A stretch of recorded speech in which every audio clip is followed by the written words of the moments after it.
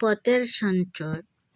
মানুষ কেবলই মানুষ নহে, তাহার ভিতরে একটি পশুও বাস করে।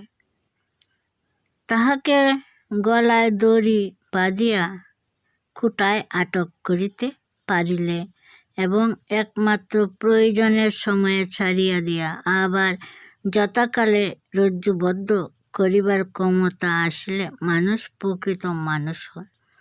কিন্তু মানুষ আর এক দৃষ্টিতেও কেবলই মানুষ নহে, তাহার ভিতরে পরম দেবতা ঘুমাইয়া পরম দেবতা ঘুমন্ত অবস্থায় বাস করিতেছেন। ইহাও তাহার এক বিচিত্র মহিমা।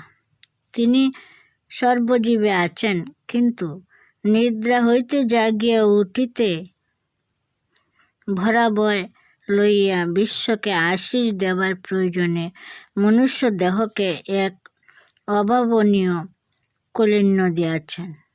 সেই দেবতার পানে তাকাইয়া নিজেকে মূল্য দাও, সেই দেবতার পানে তাকাইয়া অপর মানুষকে সম্মান করো।